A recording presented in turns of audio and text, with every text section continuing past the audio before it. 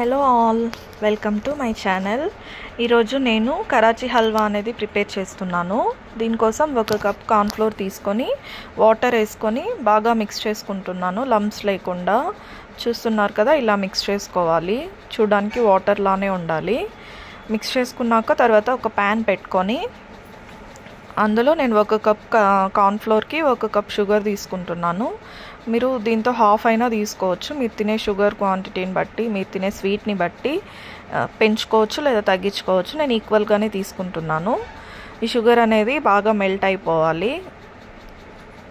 దీనికోసం నేను ఒక హాఫ్ గ్లాస్ వాటర్ అనేది మిక్స్ చేస్తున్నాను. ఇందులో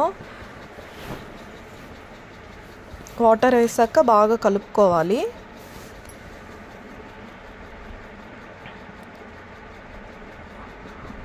బాగా మిక్స్ చేసుకున్న తర్వాత మనకి ఇది పాకం రావాల్సిన పని లేదు. జస్ట్ షుగర్ మెల్ట్ అయిపోతే చాలు వాటర్లో.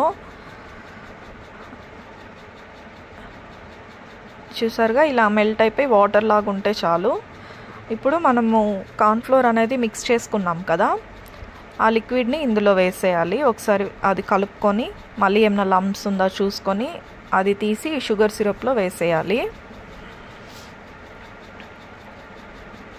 ఈ రెసిపీ అనేది నేను ఫస్ట్ టైం చేస్తున్నాను. నా ఫ్రెండ్ సజెస్ట్ చేసింది. ఈ రెసిపీ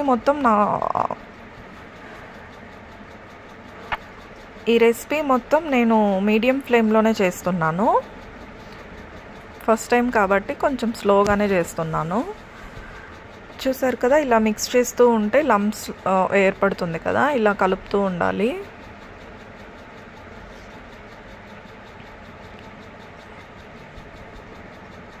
ఈ కార్న్ఫ్లోర్ అనేది కొంచెం త్వరగానే దగ్గర పడుతుంది. కొంచెం స్టిక్కీగా అవుతుంది. చూడండి, ఇలా వస్తుంది. ఇలా వచ్చిన తర్వాత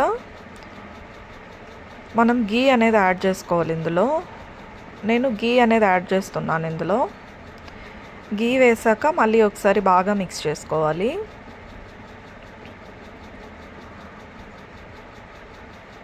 గీ వేసాక బాగా ఇలా మిక్స్ చేసుకున్న తర్వాత ఇందులో ఫుడ్ కలర్ అనేది వేస్తున్నాను. ఇంకా హల్వా అనేది కొంచెం రెడ్ అండ్ ఆరెంజిష్ కలర్లో ఉంటుంది కాబట్టి నేను ఫుడ్ కలర్ వేస్తున్నాను. వేసి బాగా మిక్స్ చేసుకున్నాను. తర్వాత ఒక ప్లేట్ తీసుకొని అందులో గీ అనేది అప్లై చేశాను. కింద అతుక్కోకుండా ఉండడానికి గీ వేసి బాగా కలుపుకున్నాను. దాని తర్వాత మనం చేసుకున్న హల్వా అనేది ప్లేట్ మీద వేసుకోవాలి.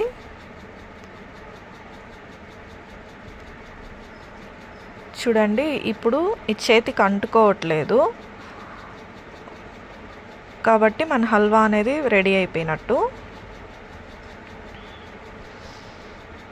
ఇలా ప్లేట్లో వేసుకొని స్ప్రెడ్ చేసుకొని కాసేపు అలానే వదిలేయాలి. ఇది వేడిగా ఉంటుంది కదా, కొంచెం చల్లారనివ్వాలి.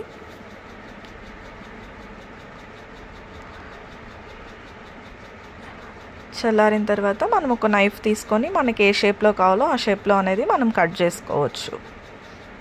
అంతే, చాలా ఈజీ అండ్ త్వరగా అయిపోయింది రెసిపీ అనేది. మీకు కావాలంటే మీరు ఇందులో ఏదైనా డ్రై ఫ్రూట్స్ కూడా యాడ్ చేసుకోవచ్చు. నేనైతే ఫస్ట్ టైము ఎలా వస్తుందో అని ఏం వేయలేదు, కానీ చాలా బాగా వచ్చింది. చూడండి ఎంత సాఫ్ట్ అండ్ స్మూత్గా ఉందో. Thank you for watching.